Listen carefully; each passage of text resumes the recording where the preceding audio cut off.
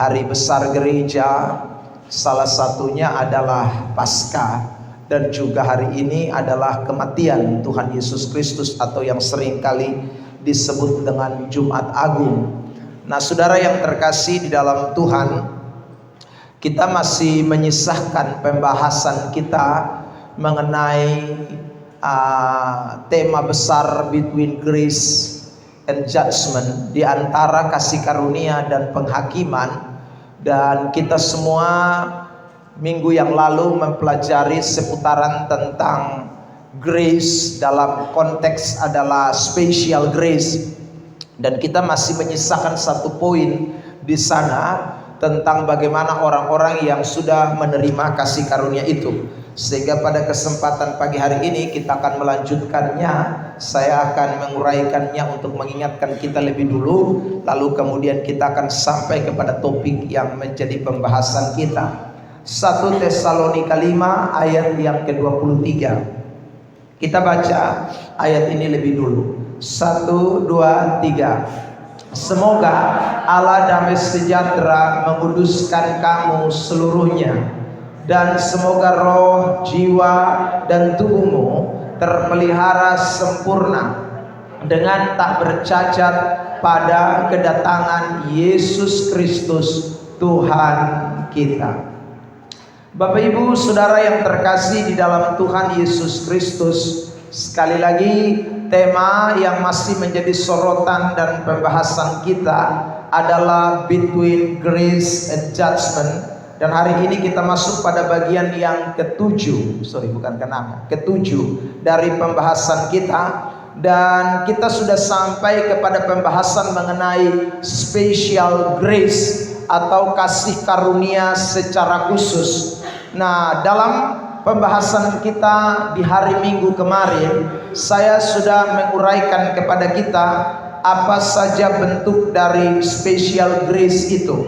Yang pertama adalah kalau kita berbicara soal kasih karunia yang khusus, itu kita berbicara soal keselamatan di dalam Kristus Yesus, yang adalah anugerah, kasih karunia, bukan karena usaha kita, bukan karena perbuatan baik kita. Itu jelas yang kita sebut dengan kasih karunia secara spesial. Ini hanya diberikan kepada orang-orang yang percaya kepada Yesus, seturut dengan Yohanes 3 ayat 16. Karena begitu besar kasih Allah akan dunia ini, sehingga ia telah mengaruniakan anaknya yang tunggal, supaya barang siapa yang percaya kepadanya. Jadi jelas kasih karunia atau special grace itu diberikan kepada manusia yang sekali lagi percaya kepadanya, pasti akan diselamatkan. Sekali lagi, bukan karena perbuatan baik. Lalu yang kedua, bentuk daripada special grace itu adalah dia membenarkan saudara dan saya. Kasih karunia yang membenarkan kita. Nah, karena pembenaran itu adalah kasih karunia, maka kita semua sekarang boleh bermegah, ya. Kita bermegah karena kasih karunia. Kita bermegah bukan karena kekuatan kita. Kita bermegah bukan karena kebijaksanaan kita. Kita bermegah juga bukan karena kekayaan kita, tapi kita bermegah karena pembenaran di dalam kasih karunia Allah.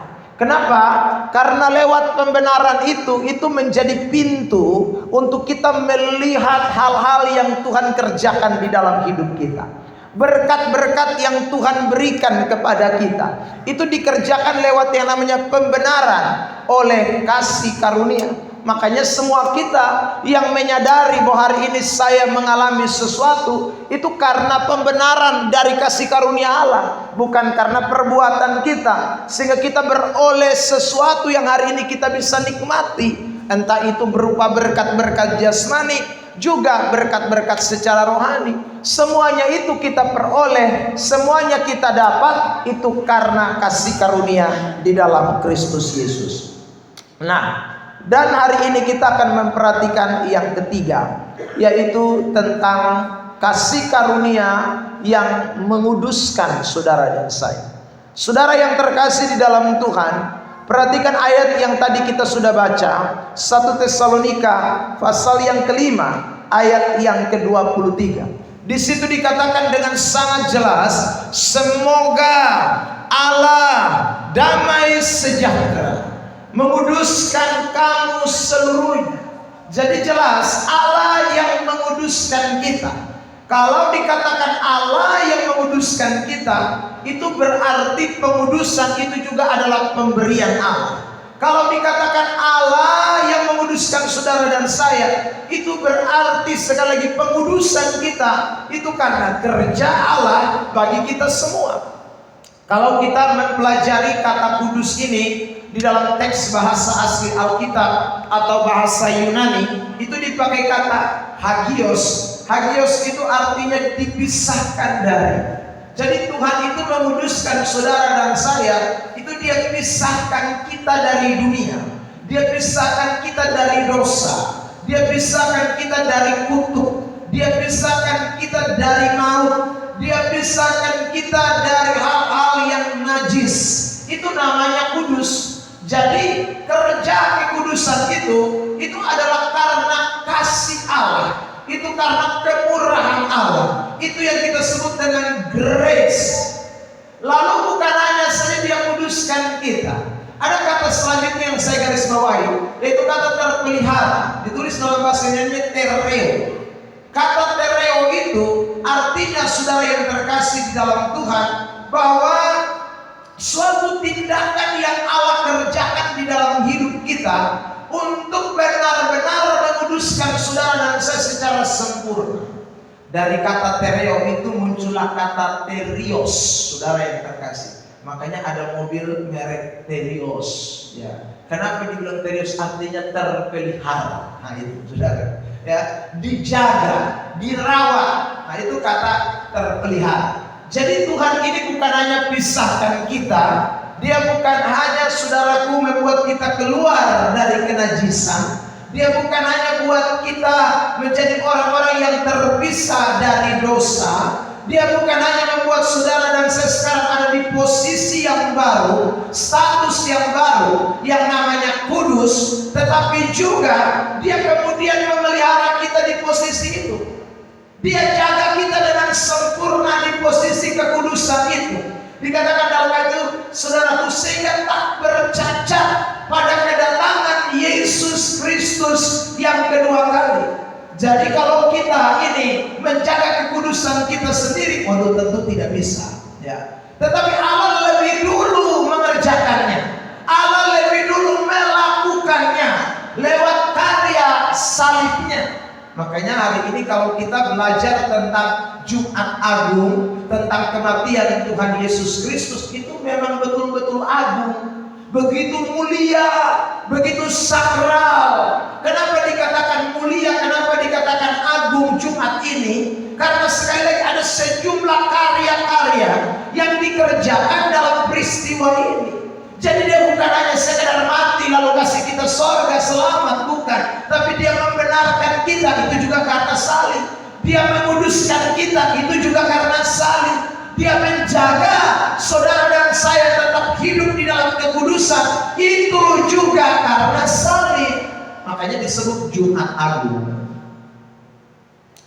Anak-anak Tuhan yang diberkati dan dikasihi oleh Tuhan Yesus Kristus. Sehingga sebenarnya Jumat Agung ini hari yang sangat luar biasa bagi hidup kekristenan. Ya. Kalau kita belajar soal karya-karya Yesus di dalam hidup kita orang-orang percaya, itu kita tahu bersama dimulai dari yang namanya karya inkarnasi. Dia datang ke dalam dunia ini. Setelah itu kita kenal lagi yang namanya karya mujizat dan pengajaran. Dia datang lalu Dia bikin mujizat, Dia ajar kita banyak hal. Itu karya Yesus. Lalu kemudian yang ketiga, karya penderitaan dan kematian yang hari ini kita sama-sama rayakan. Ini karya Yesus itu, saudara. Ya. Kalau kita memperhatikan karya inkarnasi, kita melihat karya pengajaran dan mujizat, saudara yang terkasih. Ini adalah bagian dari karya Yesus, tetapi akan menjadi pincang, akan menjadi ini tidak seimbang jikalau karya kematian dan kebangkitannya itu tidak terjadi dalam hidup kita. Makanya saudara yang terkasih, kematian dan penderitaan Yesus ini merupakan satu momentum yang luar biasa bagi gereja. Kita semua yang merayakan hari ini, kita sedang merayakan hari agung sekali, hari mulia. Itu disebut Jumat Agung itu. Kita tidak pernah dengar orang pakai istilah Natal Agung, tidak ada. Ya saudaraku, tidak ada istilah Natal Agung, Paskah Agung, tidak. Tapi Jumat itu Jumat Agung. Karena ini memang titiknya di sini. Kematian Yesus ini menjadi puncak daripada seluruh karya Allah. Ya, boleh saya katakan demikian. Kematian Kristus ini yang benar-benar dibutuhkan. Ini yang disimbolkan bertahun-tahun. Ini yang saudaraku digambarkan dengan domba sembelihan yang dipersembahkan di perjanjian lama. Dan itu digenapi pada peristiwa ini, Jumat Agung. Dia membatalkan semua hukum Taurat lewat peristiwa yang namanya kematiannya. Saudara yang terkasih dalam Tuhan, mungkin ehonya dikasih kurang sedikit Bapak Alex. Ya, jadi ini penting buat kita sekalian anak-anak Tuhan, supaya kita semua melihat hari kudus ini, hari yang luar biasa, hari yang benar-benar agung dalam hidup kita sekalian. Saudara yang terkasih di dalam Tuhan, jadi saya ingin tekankan ulang-ulang kalimat ini, bahwa kekudusan yang sekarang kita peroleh itu bukan karena kita.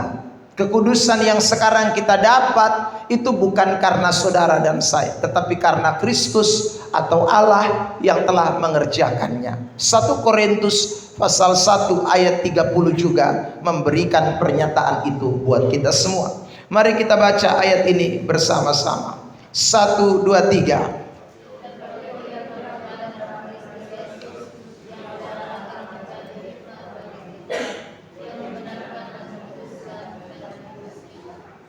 Ia membenarkan dan menguduskan dan menebus kita. Ini satu paket ini.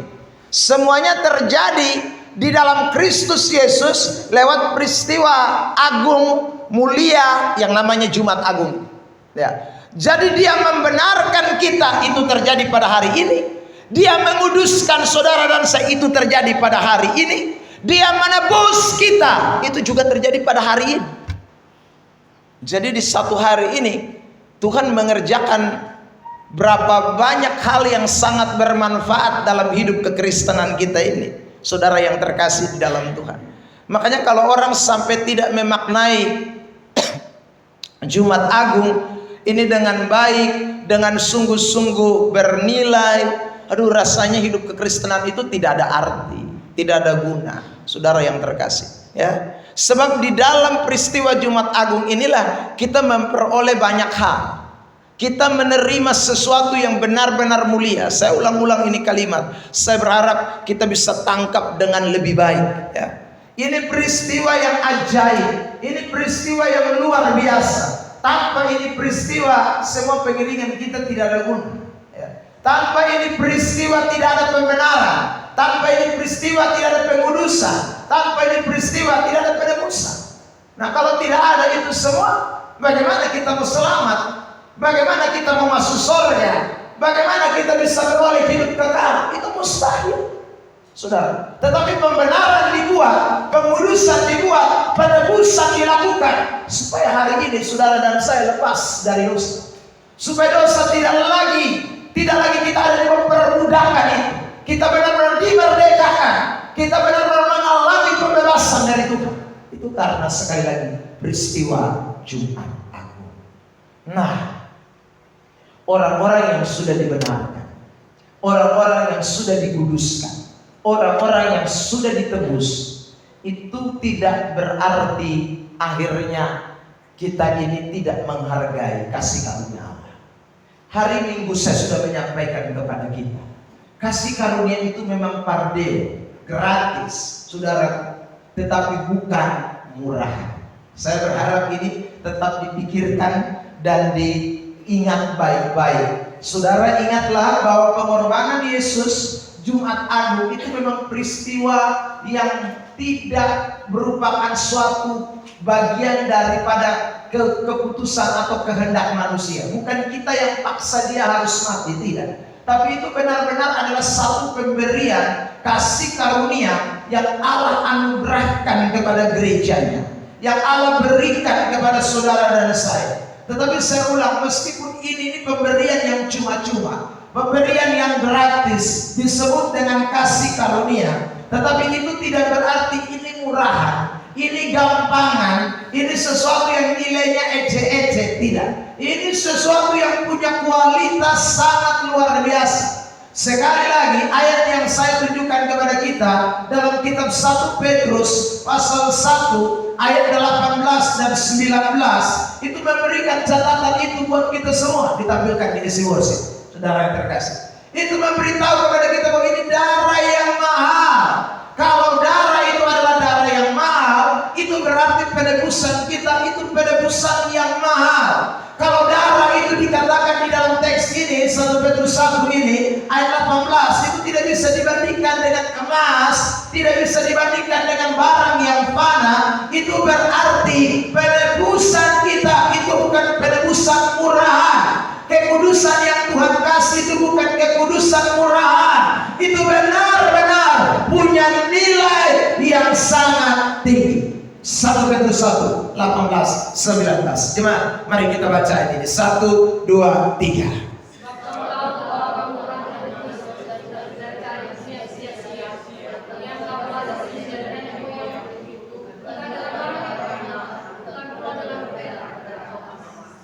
Jadi jelas, bukan dengan perak atau emas. Itu jelas di kalimat terakhir. Bukan dengan barang panah. Kalau pakai ini dong, kita rasa justru sudah nilai ini. Tapi rupanya ini nilainya tidak seberapa dibandingkan dengan ayat 19. Perhatikan. Ayat 19. Ya, 1, 2, 3.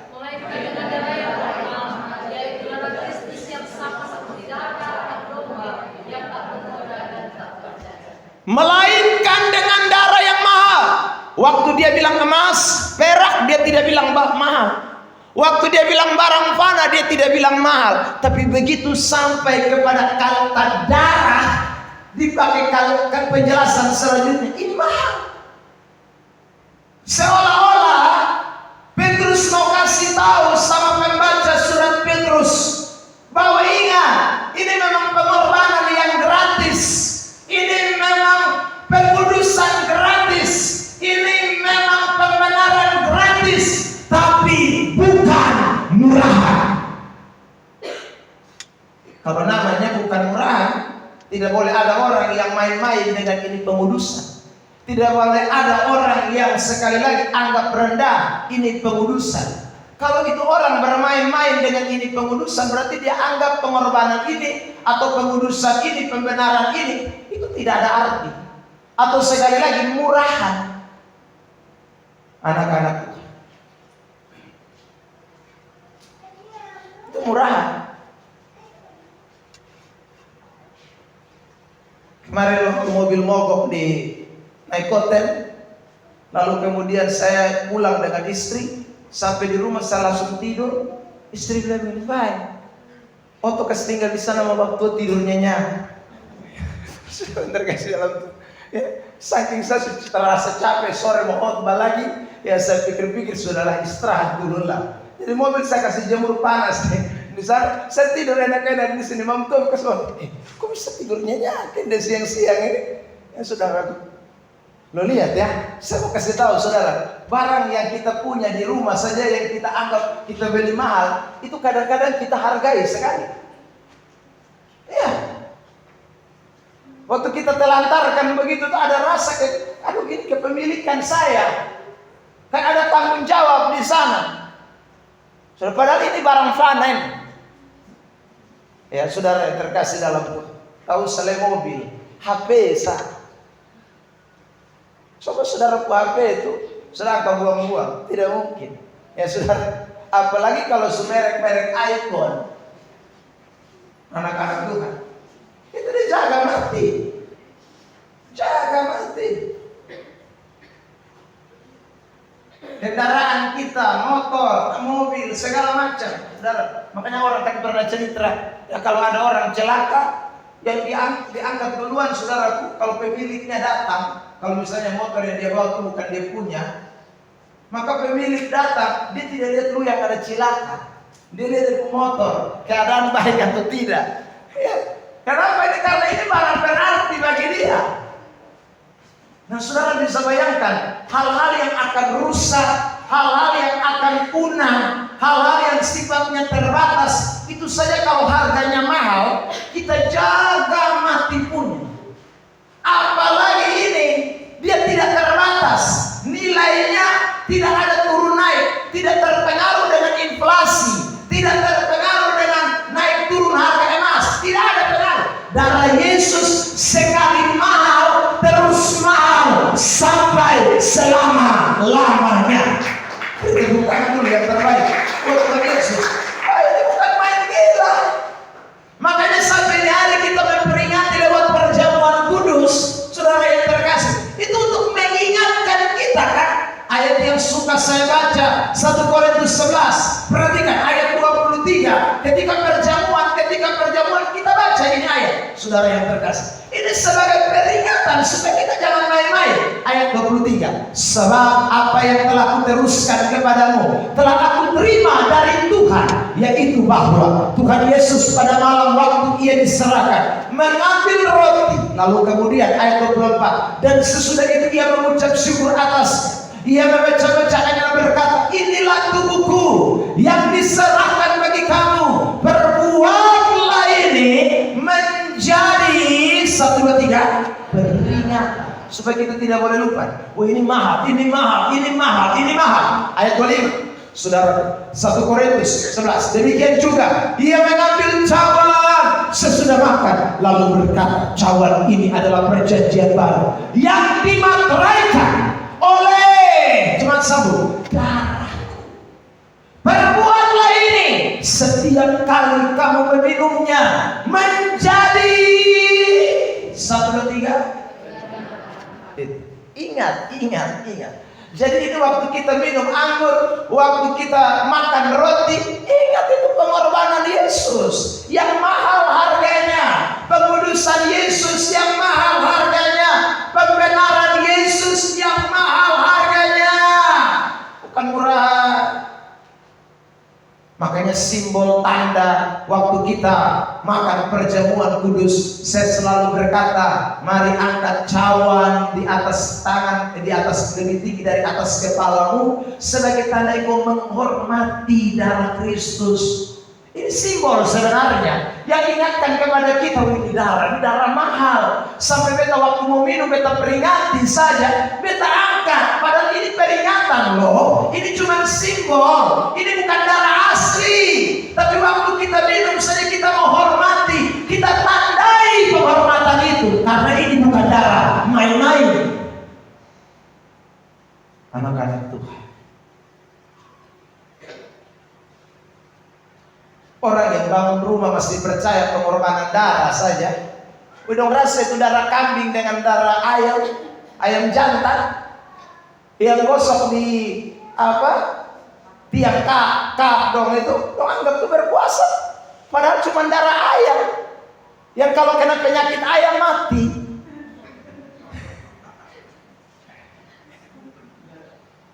Jadi saya curiga kalau yang gosok darah ayam itu ayam mati, dia juga mati. Saudara, darah Yesus itu darah yang hidup. Tidak ada kematian di situ. Karena dia bangkit. Dia menghidupkan. Ini darah yang luar biasa. Makanya kalau saudara lihat, darah binatang seorang hargai. Apalah ini darah anak domba Allah yang tiada bernoda dan tak bercelah. Ada amin. Ini dulu tepuk tangan yang terbaik untuk Tuhan Yesus. Nah, kalau Anda dan saya menghargai, kembali ke PowerPoint kita, saudara yang terkasih, maka kekudusan itu akan dibuktikan dengan yang namanya bertanggung jawab. Ya.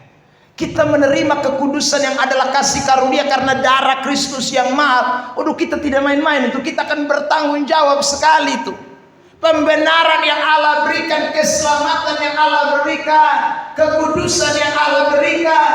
Karena darahnya baru kita tanggung jawab.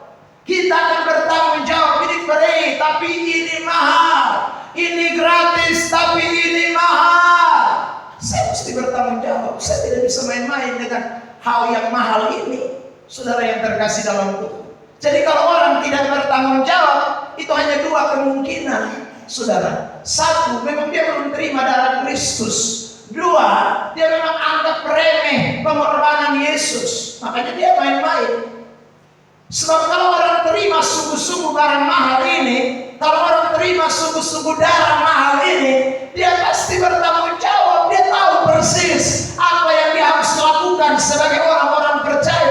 Dalam tanda kutip, yang saya sedang bicarakan hari ini adalah tentang kekudusan hidup. Ini penting, anak-anak Tuhan. Yang pertama, kita harus bertanggung jawab menjaga kekudusan. Jaga yang Tuhan suka, bukan jaga yang Tuhan belum kasih. Jaga yang Tuhan suka. Tuhan sudah pindahkan beta dari tadi yang lompor dosa, najis, kotor di sana. Tuhan pindahkan beta di sini. Tuhan pisahkan beta harus jaga ini. Ini beta harus jaga, tanggung jawab beta di sini. Beta sudah bisa balik di sini. Beta sudah bisa main-main, bola balik, tidak bisa. Beta harus bertanggung jawab dengan kekudusan yang Tuhan berikan kepada beta. Anak-anak Tuhan. Nah, saya tunjukkan dulu beberapa ayat ini. Saudara lihat, Ibrani pasal yang ke, tulisan agak kecil, tapi saya mau saudara dan kita baca saja ayat yang saya kalimat yang saya beri tanda kuning, ya. Perhatikan kalimat yang saya beri tanda kuning itu. 1, 2, 3. Kejarlah kekudusan, sebab tanpa kekudusan tidak seorang pun akan melihat Tuhan.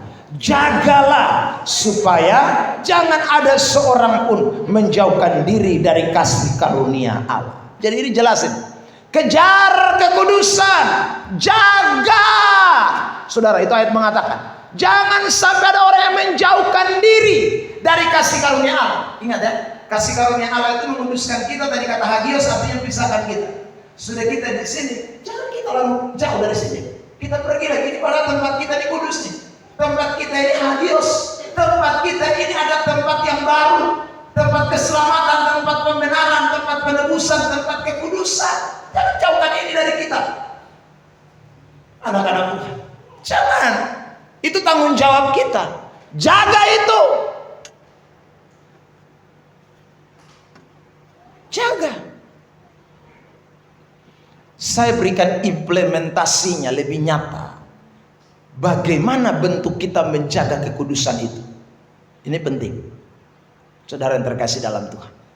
Yang pertama, kita menjaga kekudusan itu lewat pikiran kita. Ya, ini pikiran kita ini harus kita jaga. Jadi mau jaga ini kudus karena jaga pikiran. Pikiran ini yang harus dijaga. Sebab kalau kita tidak jaga ini pikiran, maka muncullah yang tidak kudus itu. Jadi kalau Tuhan bilang kita jaga kekudusan, itu berarti yang kita jaga pikiran kita. Khususkan pikiran kita. Jangan sampai pikiran kita terkontaminasi lagi dengan dosa. Pikiran kita harus baru. Pikiran kita harus pikiran Kristus. Pikiran yang benar. Pikiran yang mulia. Pikiran yang penuh dengan kebajikan. Nanti kita lihat itu ayat-ayat. Saudara terkasih dalam Tuhan. Tapi menjaga pikiran itu sesuatu yang penting. Sebab segala sesuatu bermula dari pikiran. Amsal 4 ayat 23. Mari kita sama-sama baca ayat ini. 1, 2, 3.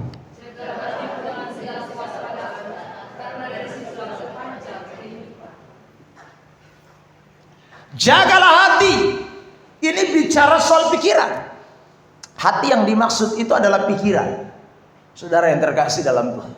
Bukan hati yang organ tubuh kita. Ya, kalau organ tubuh kita mau dijaga, itu mesti jaganya secara jasmani, lahiriah. Ya saudara, Karena hati yang namanya organ tubuh itu namanya lever.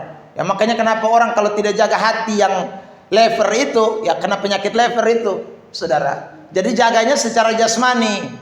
Tapi kalau ini jaga hati di dalam Alkitab ini bukan yang dimaksud itu jaga lever kita, bukan. Tapi jaga hati yang adalah pikiran kita. Karena bicara soal hati itu bicara soal pusat kehidupan. Makanya pikiran kita ini harus terkontrol, terjaga dengan baik. Sebab kalau kita punya hati dan saudara pikiran kita maksudnya tidak terjaga dengan baik, yang terpancar keluar bukan kehidupan. Yang terpancar keluar itu bukan kekudusan. Yang terpancar keluar bukan kebenaran. Tapi akhirnya harba biru. Itu karena tidak jaga pikiran. Tidak jaga kekudusan pikiran. Jadi saya tadi katakan kepada kita bahwa Allah menguduskan saudara dan saya itu sempurna. Sesuai dengan 1 Tesalonika 5 tadi ayat 23. Jadi sempurna. Sempurna itu bukan hanya saja di luar, tapi mulai dari dalam sampai keluar. Allah menguduskan kita, hati kita dikuduskan, pikiran kita dikuduskan. Makanya kalimat tadi jiwa, roh, tubuh semua kudus.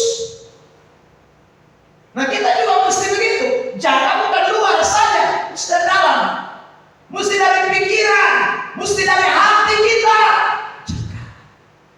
Saudara terkasih dalam Tuhan, kalau ini kita tidak jaga, mustahil hidup kita bisa kudus terus. Tidak bisa, anak-anak Tuhan. Hati dan pikiran ini sentral. 1 Petrus 1 ayat 13. 1, 2, 3. Sebab itu siapkanlah akal budimu, waspadalah. Sampai situ. Ya. Akal budi, pikiran kita siapkan, tapi dikatakan waspada, itu jaga. Dan letakkanlah pengharapanmu seluruhnya atas kasih karunia yang dianugerahkan kepadamu pada waktu penyataan Yesus Kristus. Jadi kalau pikiran ini tidak kita kontrol dengan baik-baik, ini tanggung jawab kita nih. Jadi tanggung jawab saudara dan saya bukan lagi mati di kayu salib, bukan. Itu tidak, itu Tuhan pembagian, Tuhan sudah kerjakan bagi kita. Sekarang kita pun tanggung jawab cuma jaga pikiran. Tanggung jawab kita tiap hari jaga otak, jaga hati, jaga pikiran, terus jaga supaya ini pikiran tidak terkontaminasi. Ini pikiran tidak dimasuki oleh hal-hal yang jelek, hal-hal yang najis, hal-hal yang kotor, hal-hal yang sesat, hal-hal yang merugikan, hal-hal yang bikin kita kembali kepada hidup lama. Mesti dijaga. Anak-anak, kalau tidak jaga, hidup kita terkontaminasi. Saudara yang terkasih.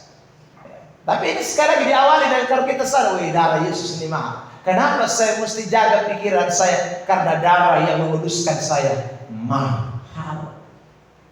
Bukan darah murahan.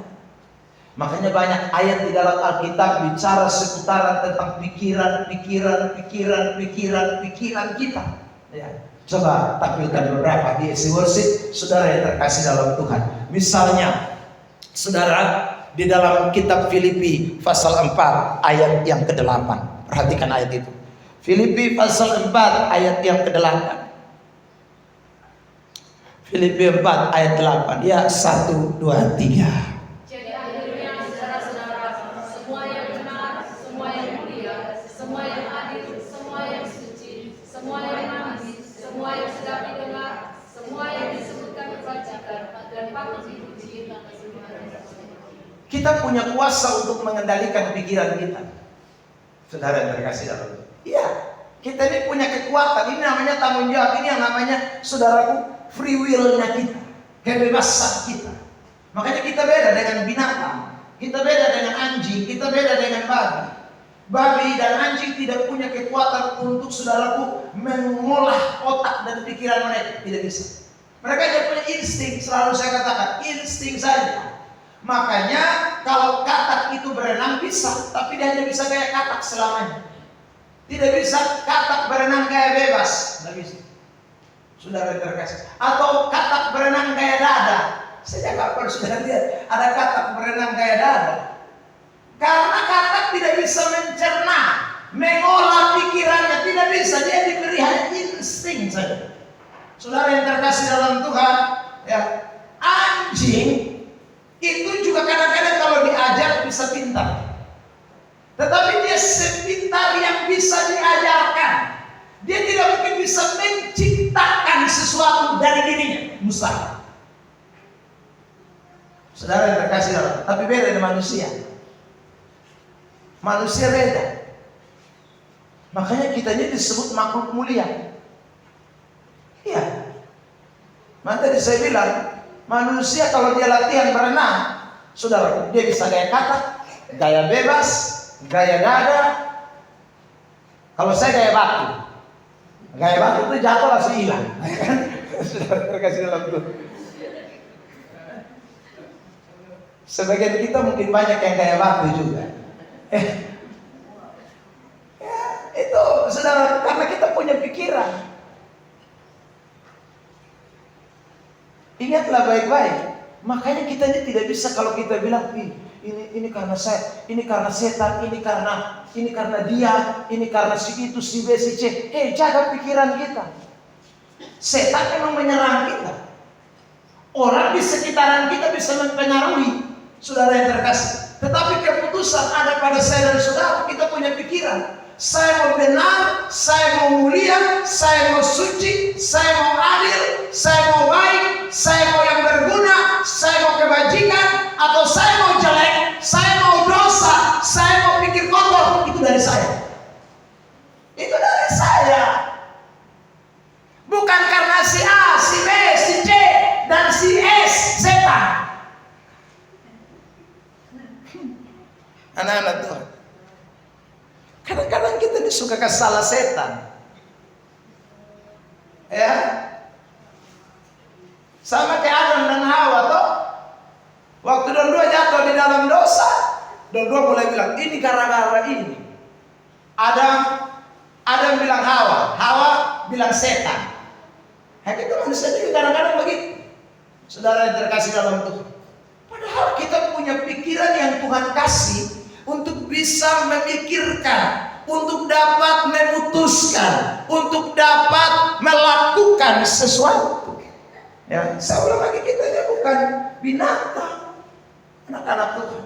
Saya kita pasrah saja, nggak bisa. Kita ini punya tanggung jawab. Nah, waktu Tuhan kasih kita tanggung jawab, Dia tidak hanya berikan itu saudara, tapi Dia lengkapi kita dengan pikiran itu. Dia lengkapi kita dengan kekuatan berpikir untuk dapat memberikan kesimpulan, keputusan. Anak-anak Tuhan.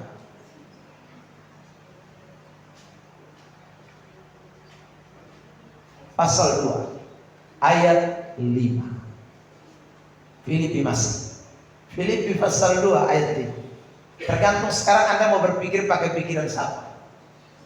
Pikiranmu, pikiran setan, atau pikiran si A, si B, si C. Kalau Anda pakai pikiran setan, Anda pakai pikiran Anda sendiri, Anda pakai pikiran orang-orang di sekitar Anda, cenderung bisa salah, bisa sesat, bisa keliru. Makanya firman ini bilang begini, Filipi 2 ayat 5. 1, 2, 3.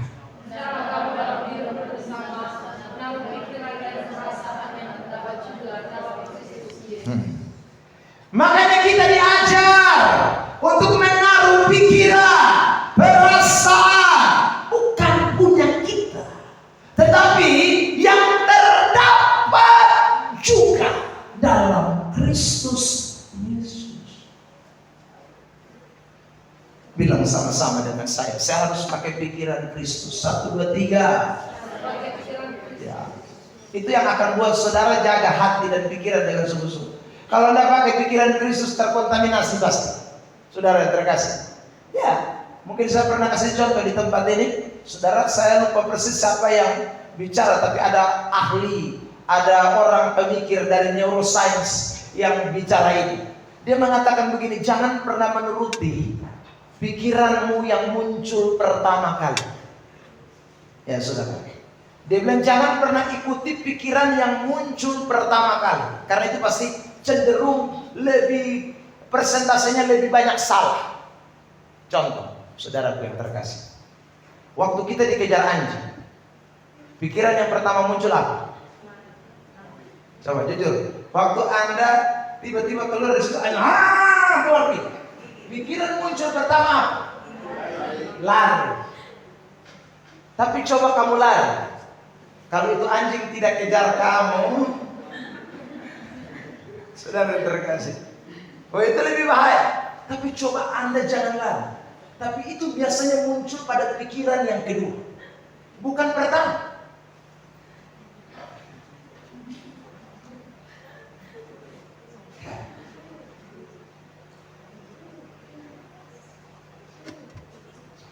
Saya beberapa hari yang lalu jemput Evelyn, ya. Tapi saya ikut belakang situ dari tempat Abe rumah dong situ, saudara. Sampai di itu gang yang menuju ke SD itu anjing 3 ekor, saudara. Lari kejar motor, saudara. Begitu saya gas, dong tambah. Satu yang hitam semua mereka bepung kaki, saudara. Maka beta rem, pikiran kedua muncul, jangan gas motor. Tadi pikiran pertama gas, ternyata begitu gas, lo tambah poe. Ngapain kan 3 ekor besar-besar lagi, saudara yang terkasih. Yang lebih soe lagi, dia punya tuan nonton saja. Ayo terkasih dalam. Jadi saya begitu rem, tiba-tiba dengan sendirinya ini anjing juga rem, berhenti. Sudah, saya berhenti, saya kasih turun kaki lagi. Sudah, dia datang sudah dekat motor, ngong. Tapi dia punya gigi tidak sampai ke saya juga. Ya, hanya gonggong, saya tenang saja, tidak bergerak juga. Kaki saya diamkan. Tidak lama dia gonggong, tidak lama dia mundur sendiri dan akhirnya dia pergi. Setelah dia pergi, yang 2 ekor juga mungkin capek gonggong, ikut juga kawannya, saudaraku. Mereka pergi. Baru tuannya bilang, bapak anjing son jahat.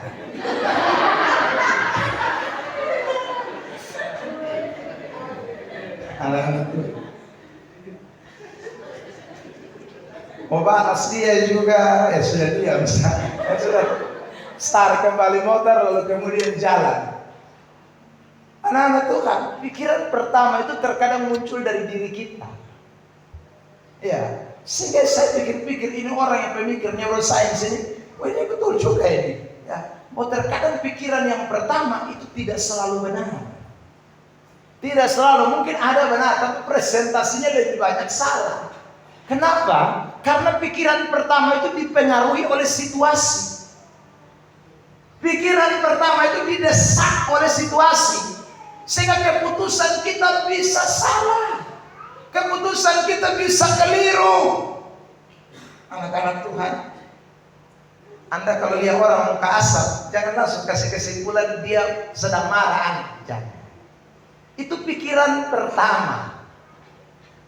Bisa saja, saudara yang terkasih, dia sedang ada dalam masa sulit dalam hidupnya. Ya kan? Orang muka asam itu kan bisa prediksinya banyak.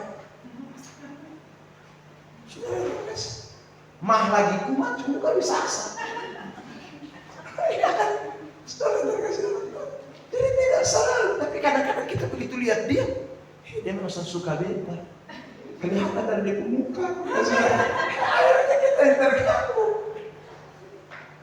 Keputusan pertama itu tidak selalu benar. Karena Tuhan, makanya kita diberi pikiran untuk berpikir. Aduh, coba berpikir dalam Kristus. Makanya sudah lihat yang Kolose pasal 3. Ya, sudah lihat ini ayat yang 1, ayat Kolose 3 ayat 1 dan 2. Kolose 3 ayat 1 dan 2. Ya, 1, 2, 3. Karena itu kalau kamu dibangkitkan bersama dengan Kristus, carilah perkara yang di atas, di mana Kristus ada di sebelah kanan. Ayat 2, 1 dan 3. Pikirkan perkara yang di atas, bukan bumi. Di atas itu jauh tidak? Oh, jauh. Di bumi dekat tidak? Dekat. Makanya kalau semua pikiran yang muncul pertama itu pikiran bumi itu pasti.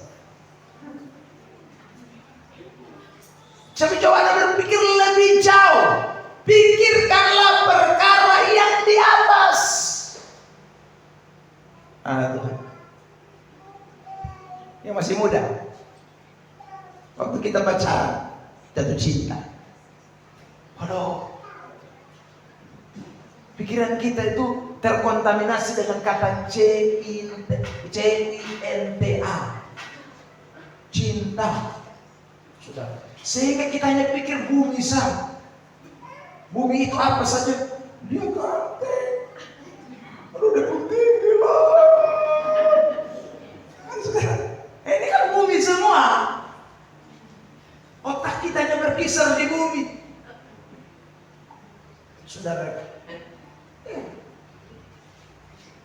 Tapi kapan nanti Anda berpikir jauh?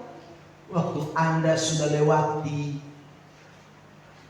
1-2 tahun, 3-4 tahun. Kadang-kadang masih bumi itu nikah. 1 tahun masih bumi nikahnya. 2 tahun masih bumi. 3 tahun baru dia mulai lihat surga. Pikirannya baru lihat surga itu ya. Saudara, waktu apa cintanya so habis semua. Ya, itu baru pikirannya mulai lihat. Wih, ternyata. Nah, itu baru lihat.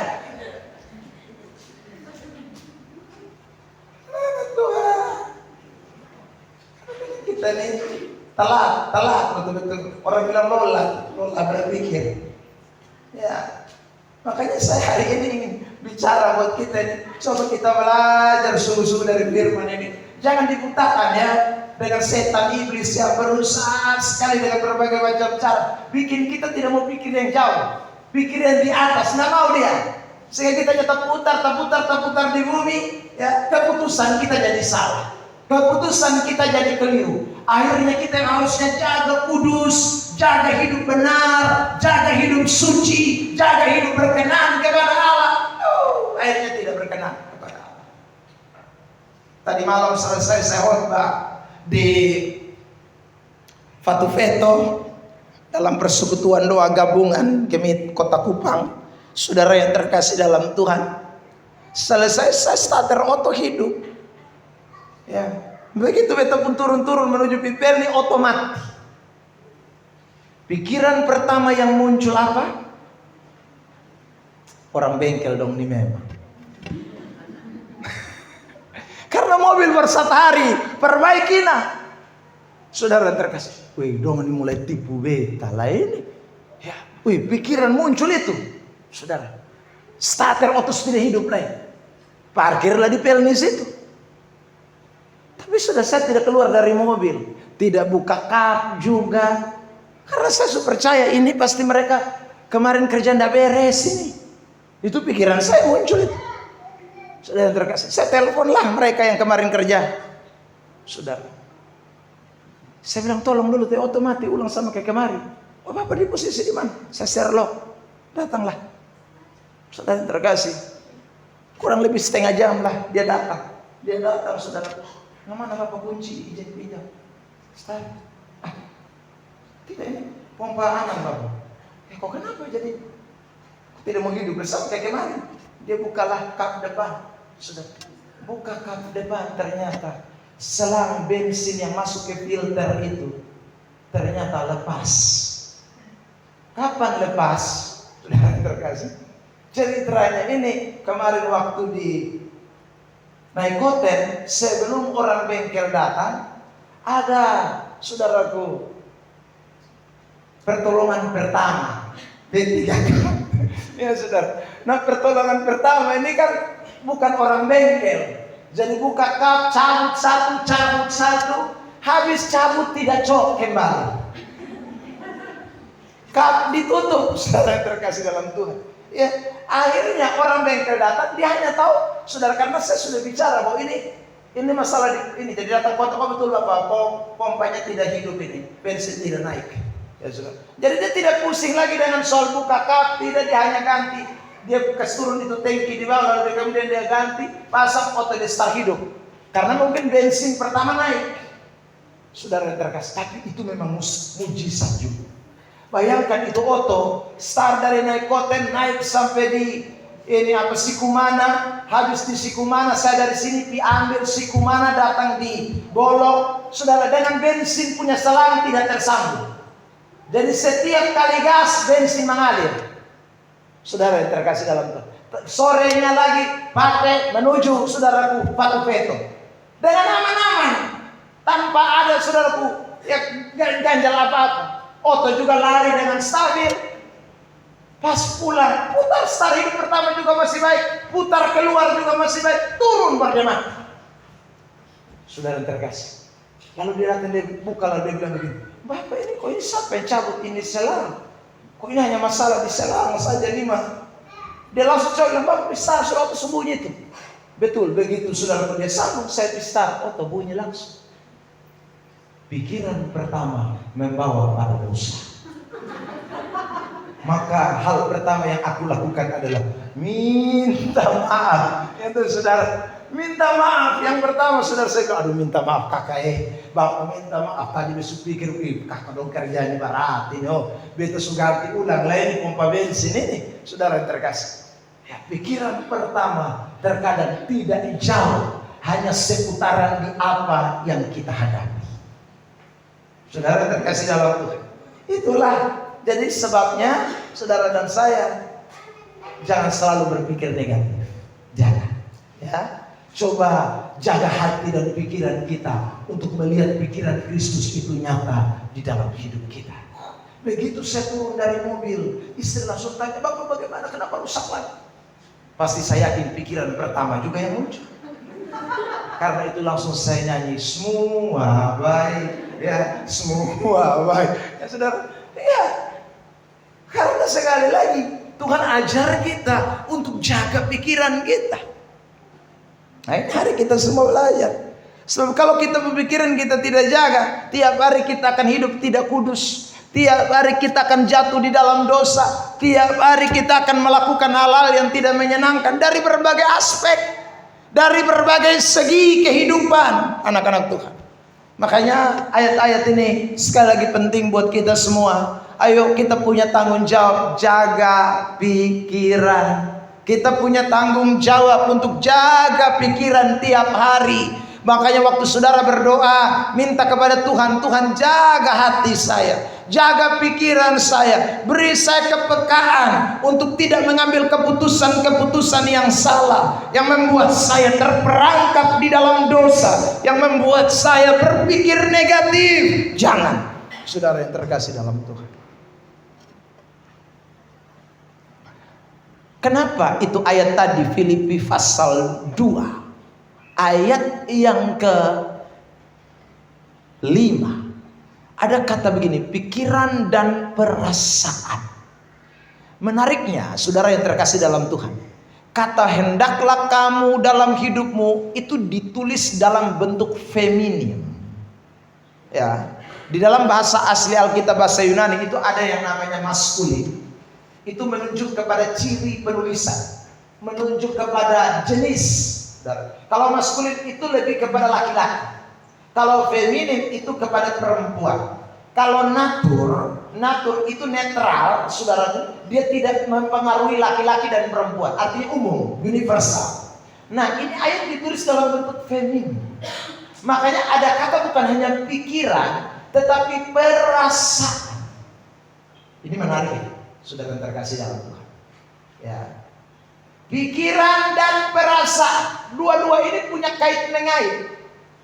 Nah, ditulis dalam bentuk feminin itu karena saudaraku, kalau berbicara soal wanita dengan pria itu ada sedikit beda. Wanita itu lebih cenderung kepada perasaan yang bermain. Ya. Pikirannya itu biasanya nomor 2, perasaan lebih dulu. Jadi dari perasaan baru dia kirim ke pikiran. Jadi kalau perasaan sakit, pikiran sakit. Itu. Saudara yang terkasih dalam Tuhan. Makanya ini ayat itu dalam bentuk feminin. Maksudnya begini, anak-anak Tuhan. Jadi perasaan kita juga jangan pakai kita pun perasaan. Pakai perasaan Kristus. Gereja Tuhan itu disimbolkan dengan wanita, saudara. Ya, artinya perasaan kita sebagai anak-anak Tuhan gereja itu bisa salah. Pakai perasaan Kristus. Perasaan Kristus itulah yang harus kita gunakan, yang mengantar pikiran kita kepada pikiran yang berkenan, pikiran yang sesuai kehendak Allah, pikiran yang menyenangkan hati Tuhan. Anak-anak Tuhan. Ya. Jadi ingatlah baik-baik. Jangan gampang ya. Aku terkontaminasi dengan sesuatu yang buat kita jatuh dalam dosa. Tetap jaga hati, jaga pikiran. Tuhan tolong supaya kita tetap ada di dalam posisi kudus, terjaga sampai hari kedatangan Tuhan. Itu puncaknya, saudara yang terkasih dalam Tuhan. Hal yang perlu kita cermati yang kedua, bagaimana kita menjaga kekudusan hidup kita, saudara yang terkasih. Yang kedua adalah kita menjaga kekudusan diri kita atau hidup kita. Dalam hal ini hal yang di luar saya bicara ini, saudara yang terkasih dalam Tuhan. Ini penting sekali. Kita harus jaga kehidupan kita ini kudus yang di luar. Ya, lihat 1 Petrus 1, 15 dan 16. 1, 2, 3. Tetapi hendaklah kamu menjadi kudus di dalam seluruh hidupmu, sama seperti Dia yang kudus, yang telah memanggil kamu, sebab ada tertulis, kuduslah kamu sebab Aku. Hendaklah kamu menjadi kudus di dalam seluruh hidupmu, dirimu itu harus kudus itu, anak-anak Tuhan. Jadi selain pikiran, diri kita mesti kudus, tubuh kita mesti kudus, anak-anak Tuhan. Ini penting ini, ya. Makanya kekudusan itu sesuatu yang penting sekali dalam hidup kekristenan. Ini tanggung jawab kita loh. Jaga kekudusan itu tanggung jawab kita. Jaga diri kita untuk kudus itu tanggung jawab kita. Tidak bisa tidak, ya. Saudara, ini berkaitan erat dengan sentuhan langsung. Kalau tadi pikiran itu berbicara sesuatu yang tidak kelihatan, tetapi ini sekarang bicara sesuatu yang kelihatan, yang menyentuh langsung diri kita, pribadi kita, anak-anak Tuhan. Ini penting sekali untuk kita jaga tetap suci, tetap kudus. 2 Korintus 7 ayat yang pertama, 1, 2, 3. Saudara-saudaraku yang kekasih, karena kita sekarang memiliki janji-janji itu, marilah kita menyucikan diri kita dari semua pencemaran jasmani dan rohani, dan dengan demikian menyempurnakan kekudusan kita dalam takut akan Allah. Ini sudah berkaitan dengan hal-hal yang di luar, mencemarkan jasmani kita. Itu kita mesti jaga. Contoh kasus di dalam Alkitab banyak, ya. Contoh misalnya Yusuf dalam Kejadian pasal 39, ya. Anak-anak Tuhan, Yusuf itu kan dia mulai dirinya mau hancur itu karena istri Potifar itu. Ya, saudara. Jadi ini bukan masalah pikiran lagi, ini sudah masalah sentuhan langsung. Karena istri Potifar bukan menggoda hanya sekedar kata-kata. Dia kalau hanya menggoda kata-kata itu bisa juga mempengaruhi pikiran. Tapi ini bukan hanya kata-kata, action ini. Tapi kan ini sih Kejadian pasal 39 ayat yang ke-10 mulai. Sudah, ini istri Potifar sudah action, godanya sudah action. Maka ini bukan hanya pikiran, tetapi harus menghindar. Ini harus ambil tindakan menjauh. Ini namanya kekudusan hidup. Anak-anak, Kejadian 39 ayat 10. Ya. Ini godaan yang bukan hanya sekedar kata-kata. Ya, mari kita baca 1, 2, 3. Walaupun dari hari ke hari perempuan itu membujuk Yusuf, Yusuf tidak mendengarkan bujukan itu untuk tidur di sisinya dan bersetubuh dengan dia. Kalau ini masih kata-kata. Kalau kata-kata kan enak. Oh, Yusuf tidak peduli, pikirannya masih suci nih, pikirannya masih murni. Dia jaga mati dia pikiran. Oh, dia tidak mau terkontaminasi dengan kata-kata bujukan. Perasaannya tidak terganggu. Ayat yang ke-11. 1, 2, 3. Pada suatu hari masuklah Yusuf ke dalam rumah untuk melakukan pekerjaannya. Sedang dari seisi rumah itu seorang orang tidak ada lagi. Ayat 12. Lalu Bukan itu memegang baju Yusuf sambil berkata, marilah pergi dengan aku. Tapi Yusuf meninggalkan bajunya di tangan perempuan itu dan lari. ini bukan mimpi, kenyataan. Mam tuh sudah datang Hela. Hela Yusuf kembali. mama saya. Ini tindakan. Tidak bisa. Lalu kemudian dikatakan Yusuf meninggalkan baju. Artinya Yusuf buka. Yusuf buka lalu Yusuf lari. Bukan Yusuf meninggalkan bajunya di tangan perempuan itu lalu dia masuk ke kamar. Itu beda. Lari keluar. Itu tindakan. Menyucikan diri itu mesti begitu. Tidak bisa kita ketemu sesuatu yang najis lalu kita tidak lari, kita tidak menghindar. Ini bukan hanya soal pikiran, ini mesti tindakan. Tanggung jawab kita ini, saudara yang terkasih dalam Tuhan. Kenapa Adam dan Hawa mereka dua sampai makan buah pengetahuan? Karena bukan masalah pikiran mereka yang terkontaminasi, karena mereka tidak ambil tindakan lari. Itu soal. Mereka tidak ambil tindakan menyucikan diri. Pikirannya sudah terkontaminasi, tambah sekarang luar lagi terkontaminasi. Dari mana kita tahu? Ambil dan makan, itu terkontaminasi dari luar. Anak-anak bukan. Kesucian ini penting. Bukan hanya dalam pikiran, luar harus suci. Makanya tindakan-tindakan aktif begini, itu harus menjadi gaya hidup kekristenan. Lari, keluar. Anak-anak Tuhan, tidak bisa kita jadi orang Kristen yang tidak menghindar. Makanya saya selalu bilang sama kita semua, kita tidak kebal dosa, kita tidak kebal. Kita semua masih manusia daging. Makanya menghindar itu penting. Menghindar itu penting. Saudara yang terkasih dalam Tuhan. Contoh yang lain, Daniel pasal 1, perhatikan ayat 8. Daniel juga begitu. Waktu dia, saudara yang terkasih, di istana raja, waktu dia ada di Babel, raja tawarkan dia untuk menajiskan diri dengan santapan-santapan makanan raja. Tapi Daniel tidak mau. Daniel menghindar. Daniel pilih berpuasa. Daniel pilih menolak. Tampil Daniel 1 ayat 8. Cepat baca Kevin. Daniel pasal 1 ayat 8. Itu ayat jelas. Daniel berketetapan untuk tidak menajiskan dirinya dengan santapan raja dan dengan anggur yang biasa diminum raja. Dimintanya kepada pemimpin pegawai istana itu supaya tak usah menajiskan dirinya. Dia tidak mau, anak-anak Tuhan. Ya, Anda dan saya ingatlah baik-baik. Makanya betul selalu bilang, jangan pernah duduk dengan orang-orang yang suka minum laru. Karena kau tidak kuat, kau pasti akan ikut minum laru. Najis, maka sudah kita harus menghindar. Kita harus keluar dari situ. Kita harus pergi tinggalkan mereka. Anak-anak Tuhan, ini penting. Karena memang kita diminta untuk jaga kekudusan. Tuhan minta kita untuk keluar dari mereka. Loh, ayatnya ada di 2 Korintus 6. Perhatikan ayat yang ke-18.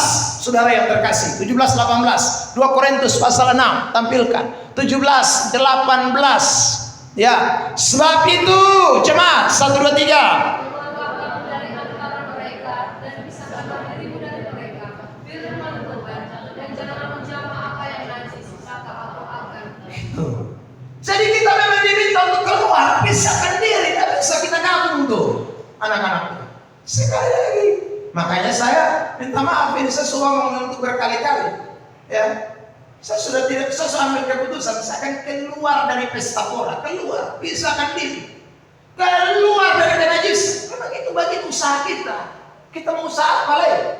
Tuhan suka kasih yang mahal sama kita, mau jaga ini mahal karena pikiran mau Tuhan jaga, tapi luar. Anak-anak Tuhan, luar mesti jaga nih. Ya, jangan kita tidak jaga yang luar. Mesti jaga. Makanya selalu saya ingatkan anak-anak muda, ingat baik-baik, jaga dirimu dengan kekudusan itu penting. Jangan main-main. Saudara yang terkasih dalam Tuhan, pisahkan, jauhkan. Pacaran boleh, boleh. Tapi jangan pacaran harpa biru, jauh. Kalau ada laki yang sembarang model model ramas kiri, ramas kanan, itu Anda mesti jauhkan diri dari itu. Pisahkan diri, putus. Kudus lebih mahal daripada dia. Anda mesti ingat itu. Tapi kalau Anda memang surasa firman susah penting lah ya susah. Berarti Anda memang tidak mau jadi anak Allah, tidak mau jadi anak Tuhan, mau anak setan. Ayat 18, perhatikan ini ayat. Saudara terkasih dalam Tuhan. 2 Korintus 6 ayat 18, 1, 2, 3. Dan aku akan menjadi bapamu dan kamu akan menjadi anak-anak laki-laki dan anak-anak perempuan. Demikianlah firman Tuhan yang Maha Kuasa. Kalau kamu tidak keluar, kamu tidak bisa kan? Betul saja di bersambung bapak dan bersambung mama dalam tanda kutip ini. Orang tua rohani, Tuhan Allah. Tapi kalau kamu mau pisahkan, kamu mau keluar, kami jadi bapakmu.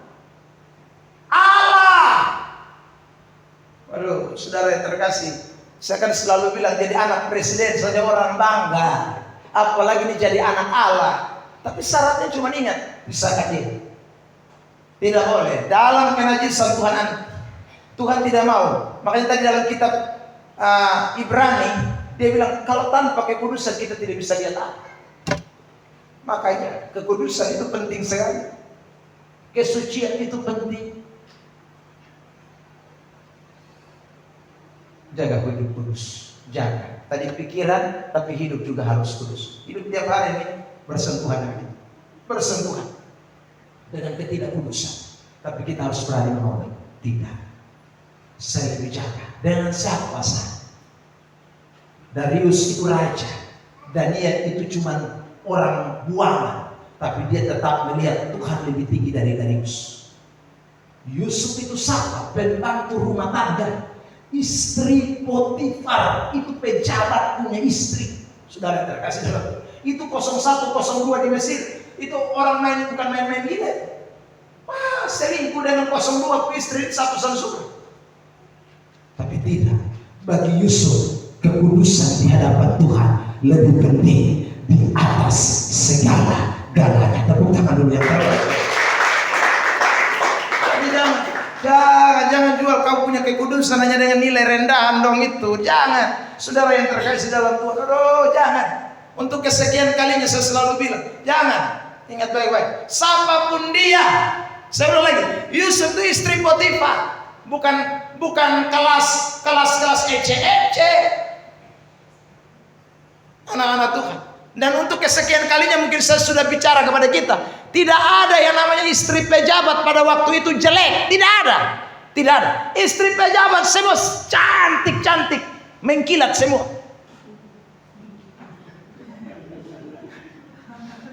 Iya. Karena bagi mereka tidak boleh tuh ambil istri cantik itu bikin malu. Istri jelek bikin malu. Tidak ada hidung pese-pese. Itu menyangkut harga diri pejabat waktu itu. Makanya Salomo itu kenapa istri banyak? Semakin ada istri banyak itu menunjukkan the power, kekuasaan, kekuatan. Lu lihat kan? Bukan 1, 2, 1000. Bayangkan itu. Jadi tidak ada. Jadi istri Potifar itu bukan istri main gila. Jadi kalau Yusuf mau hanya tertarik fisik, maka dia sujatuh tuh. Sujatuh. Anak-anak tuh. Tapi tidak, kekudusan itu penting. Kenapa? Harganya darah. Pengorbanan. Anak-anak Tuhan. Makanya kalau sebentar jalan salib itu minum mabok, itu tuh mau menangis, saya nggak ada. Orang masa mengerti arti. Sekali lagi pengorbanan Tuhan yang begini mahal. Pengorbanan Yesus bukan pengorbanan main-main gila. Aduh, ini pengorbanan yang terlalu suci. Maka saya ulang lagi, maka disebut Jumat Agung. Tidak ada Jumat lain. Jumat Kliwon ada, Jumat Agung hanya satu. Jumat Kliwon tiap bulan mengkali ada. Orang Jawa meyakini Jumat Kliwon itu Jumat setan. Setan keluar. Anak-anak Tuhan. Ini hanya satu Jumat Agung, hanya ini hari. Makanya orang kalau sudah jaga ini, aduh kekudusan ini, aduh talalu, lu talalu betul-betul. Saudara yang terkasih dalam Tuhan. Masa tadi bilang, itu hanya dua kemungkinan. Dia memang belum peroleh kekudusan. Atau dua, dia memang bermain-main dengan ini kekudusan yang Tuhan kasih. Dia anggap remeh, dia injak-injak darah Kristus. Ibrani pasal 6 bilang begitu. Ini orang ini menginjak-injak darah Kristus ini. Kalau hidupnya tidak mau kudus. Ya. Jadi jangan bikin kita pun mata dikelabui oleh hal-hal kenikmatan sementara. Tapi buat kita dia jatuh dalam sekali, terperosok dalam sekali dalam ketidakkudusan hidup, tidak layak di hadapan Allah. Kita mau menyanyi putus bata, menyembah putus bata, tapi kalau kekudusan suci dirinya kita tidak ada, tidak berkenan di hadapan Allah. Kami kemarin duduk-duduk di dapur, pemain musik kita yang kasih latih anak-anak J, ya saudara terkasih, bilang cerita sama saya, bapak dulu beta juga pakai anting-anting, ya, beta juga ada tindi, ya. Tapi waktu kami KKR di Staken, ya KN, waktu kami sebelum main musik, Pak Mel panggil beta, mari dulu, lupa anting bisa lepas kan? Ya. Sejak itu dia lepas anting. Anak Tuhan melayani Tuhan kok begitu. Sudah terkasih dalam lepas. Ya. Dulu kita pakai anting karena kita memang hidup tidak kudus. Kami cerita kalau kami bilang kayaknya kita tidak bisa masuk polisi. Nah, kenapa? Karena waktu tes katanya diraba begini. Nah, raba begini ini sampai di sini keras semua. Karena pakai anting semua dari dulu. Lalu tanya sama itu cara pasang antingnya bagaimana? Gampang. Pakai jarum pentul saja. Saudara yang terkasih dalam Tuhan. Ramos pakai es tuh. Ramas begini es tuh. Tusuk. Ramos saya kasih suka tusuk. Tusuk sampai sini. Tapi itu kan hidup kita dulu. Sekarang tidak boleh. Kita hidup dalam kekudusan. Jaga tubuh mesti kudus. Persembahkan tubuh yang kudus. Kan kalau kita bilang Roma 12 ayat 1 itu jelas. Ibadah yang sejati itu ibadah yang sekali lagi mempersembahkan tubuh sebagai persembahan yang hidup, yang kudus. Tubuh ini harus kudus. Kan tidak boleh kita bermain-main dengan kenajisan. Tidak boleh anak-anak Tuhan. Sucikan diri saudara dengan Tuhan. Itu hal penting. Saudara, bagian yang terakhir dari bukti kekudusan, kita harus bertanggung jawab. Yang kedua, klik kembali ke PowerPoint kita. Saudara yang terkasih dalam Tuhan. Jadi ingat, pertama, tanggung jawab kita menjaga kekudusan itu menjaga. Jaga apa? Jaga pikiran, jaga diri.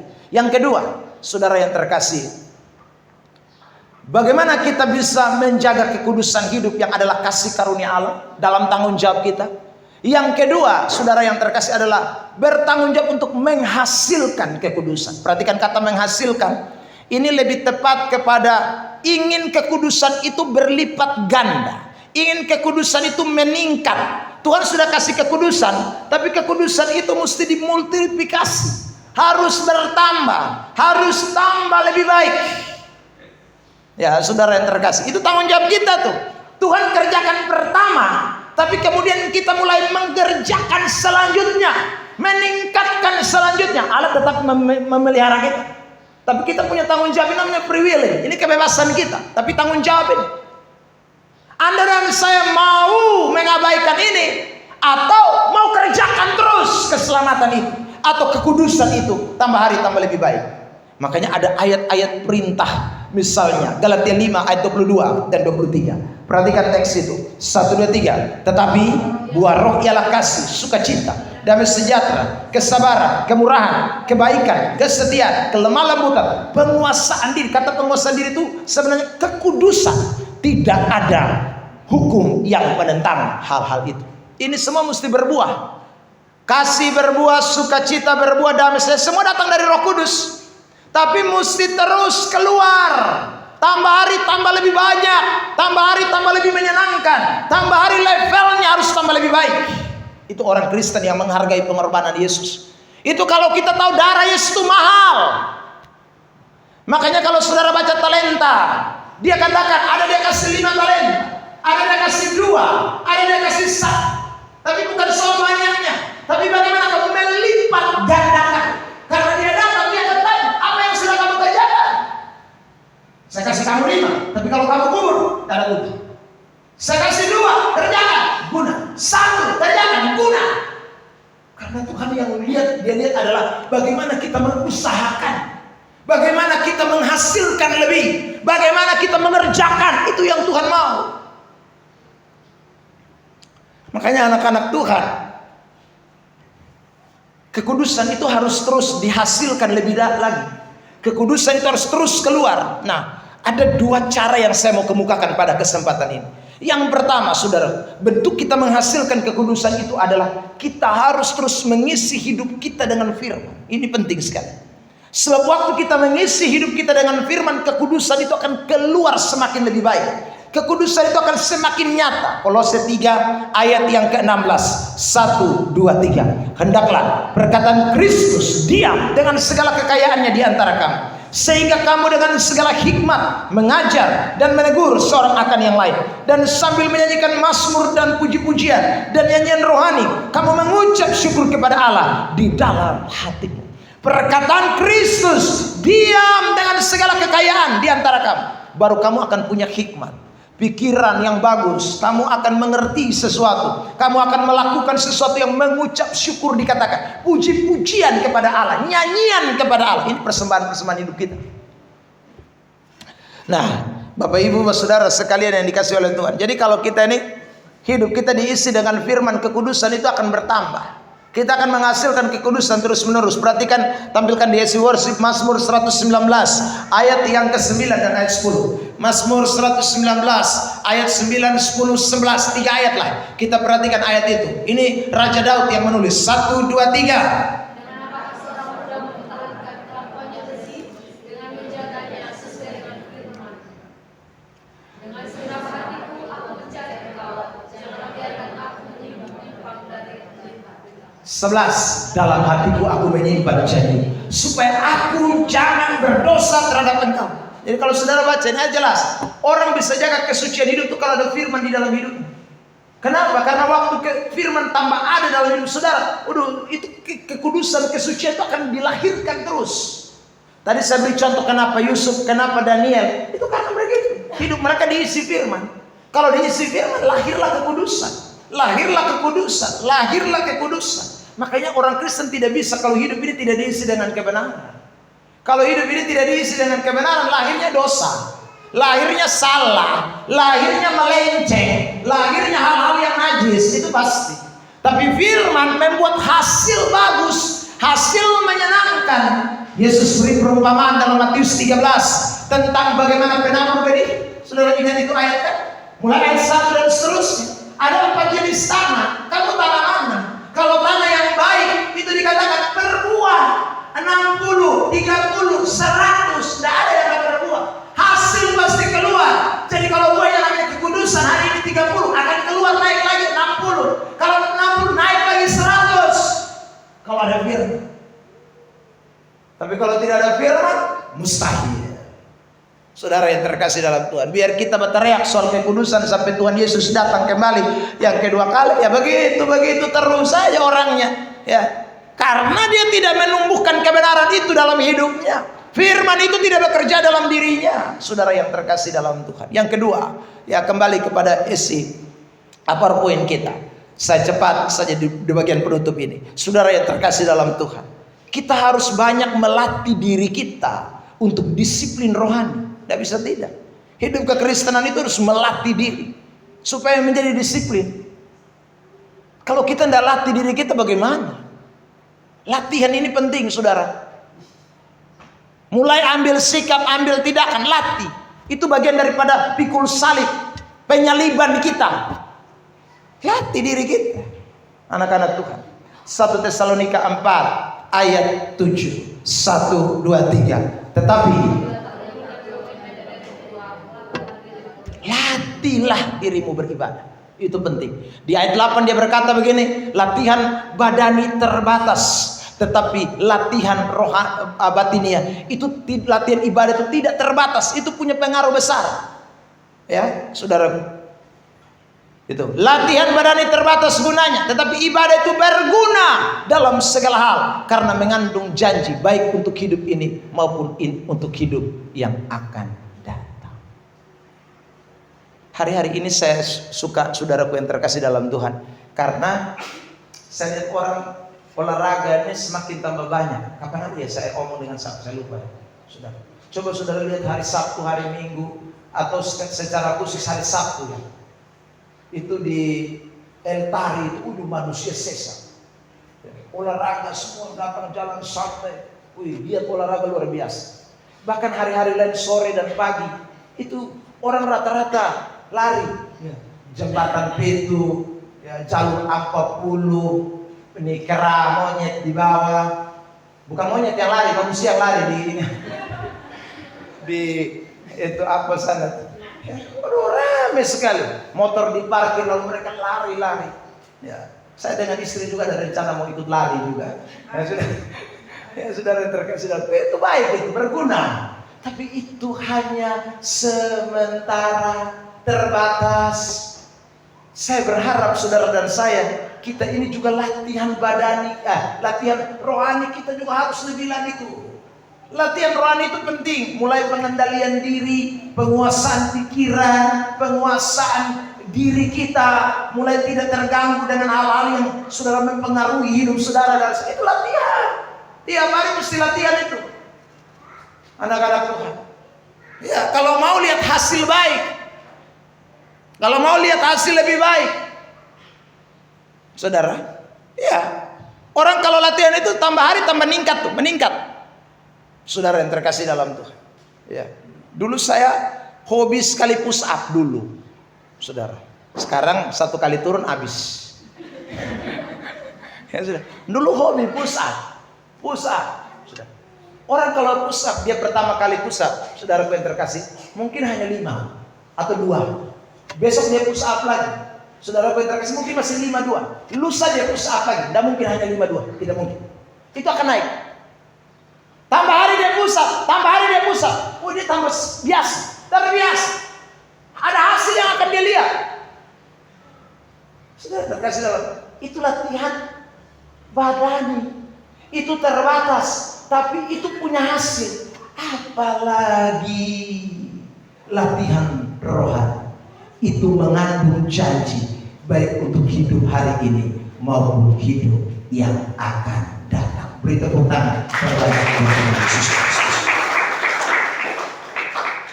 Makanya saudara yang terkasih dalam Tuhan, orang yang tidak biasa ibadat, suruh dia datang gereja, kali pertama dia datang gereja, dia pasti tidak bisa betah.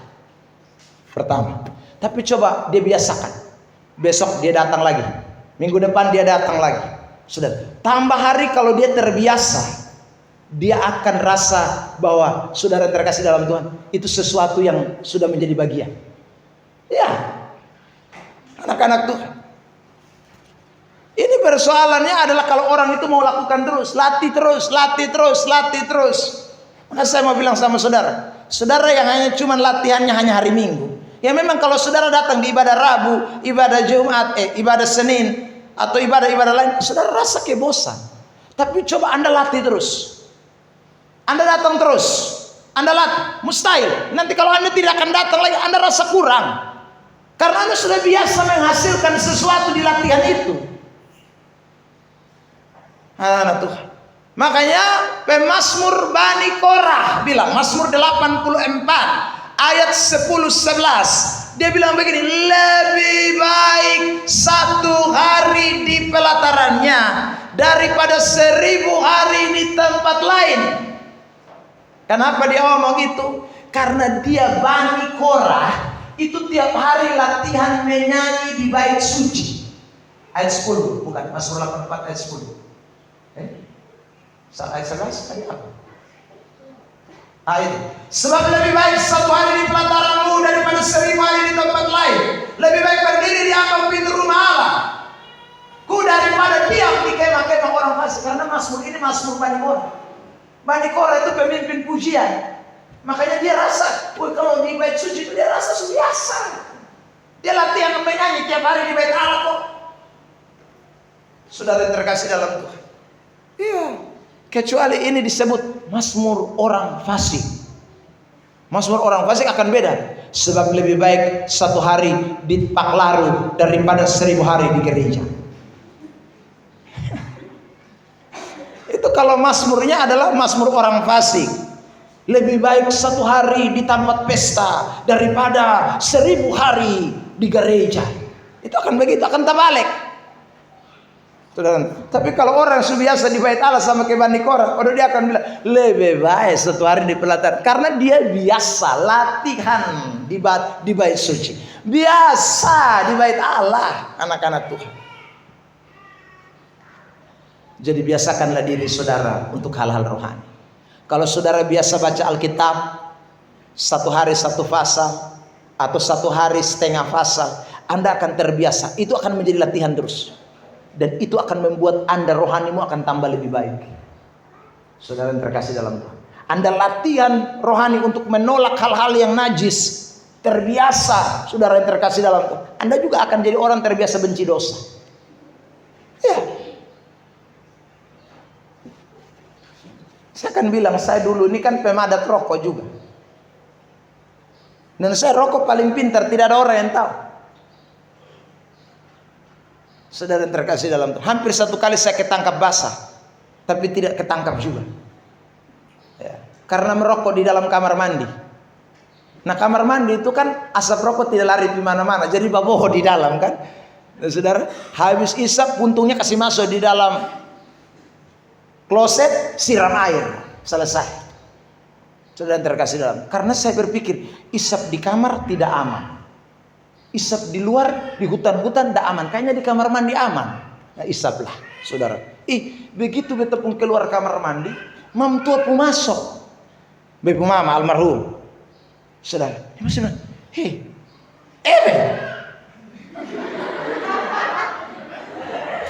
hati mulai dukda, saudara terkasih dalam Tuhan. Kok ini kamar mandi kok bawa asap rokok? Mama maju. Sonde, itu bukan asap rokok. Orang ada bakar sampah di sebelah. Otak bermain kan, saudara. Nama otak berdosa itu otak bermain. Halo mulai ya, lu hati-hati, halo. Mam tua ini kan orang tensi tinggi.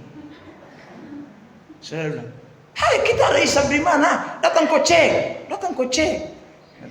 Karena bawa cuma 1 batang. Saya masuk dalam kloset, selesai. Saudara terkasih dalam Tuhan. Jadi ingatlah baik-baik, ya. Tapi begitu saya bertobat, dari hari ke hari latihan tidak isap rokok. Lama-lama sekarang bau rokok itu menyengat, tidak senang sungguh. Saudara terkasih. Itu kita pergi kubur Filda Buana di mana di nama tempat itu? Oh ini Yesus. Aduh saya terganggu sekali dengan itu majelis yang isap rokok di samping muka tuh. Ya. Dia kan puasa begini, asap lari datang, berpindah di sana, satu di sana juga, begini juga. Hai, beta terganggu sekali. Sesak besubat, setengah mati. Belum lagi hujan datang, ini apa? Jatuh persis di beta pun tanpa duduk. Mau lari pideka dia tarik rokok. Saudara yang terkasih dalam Tuhan. Akhirnya terbiasa. Akhirnya sesuatu yang jelek itu kita anggap itu, kita tidak suka betul-betul. Anak-anak Tuhan. Ya kenapa ya? Karena kita latih. Tapi coba Anda tidak latih, susah. Hidupmu akan begitu terus. Saudara yang terkasih dalam Tuhan. Karena Anda tidak latih untuk menghindar, untuk jauh. Saudara, tadi kita baca Daniel. Awalnya orang pikir, lu makan sayur sani, lu nanti jadi apa? Daging lu semua makan. Nanti lu kurus. Tapi tidak, dia latih. Coba saudara lihat yang diet dong itu, yang makan hanya, saudaraku bilang, kami makan hanya pagi dan siang. Malam kami tidak makan. Kalau kita yang biasa makan 1 hari 3 kali, apalagi 4 kali, kita disuruh makan hanya 2 kali. Kita terganggu. Tapi mereka latihan. Begitu mereka latihan, mereka terbiasa. Saudara yang terkasih dalam Tuhan. Iya, coba saudara tanya. Di kantor itu saya tiap hari lihat Ibu Sri, saudara yang terkasih. Wih, ini orang nih, saya tidak bisa kayak dia. Kenapa? Karena dia makannya cuma rebus. Yaitu saudara, pisang rebus, ubi rebus, semua rebus. Wortel mentah dengan ini apa lagi? Kacang panjang mentah. Terus ini ketimun. Itu yang dia punya bekal. Jadi kalau di kantor dia beli kue atau apa, kami yang makan, dia tidak. Dia punya ubi, pisang, wortel. Saya bilang, "Hai ibu, ibu suka mama biak dong su." Daging ayam dia tidak makan, daging sapi dia tidak makan. Saya tanya, kok bisa begitu? Dia hanya makan daging babi sah. Saudara yang terkasih dalam, tapi dia terbiasa, terpola. Kita yang tak biasa, kita anggap itu sesuatu yang aneh. Tapi karena dia sudah biasa, dia nikmati. Saudara yang terkasih, ada sesuatu yang dia rasakan lebih baik menurut dia. Anak-anak tuh. Jadi ingatlah, latihan itu terlalu, latihan yang baik saja secara jasmani itu beri dampak. Apalagi latihan disiplin rohani. Pasti akan memberi dampak yang luar biasa. Tepuk tangan terbaik buat Tuhan Yesus Kristus. Kiranya di perayaan Jumat Agung ini, saudara dan saya, kita semua ingat baik-baik, kekudusan itu harganya mahal. Karena kekudusan itu diberikan dengan dasar kematian, pengorbanan darah Kristus yang dicurahkan di atas kayu salib. Tuhan berkati kita dengan firman. Mari pemain musik maju.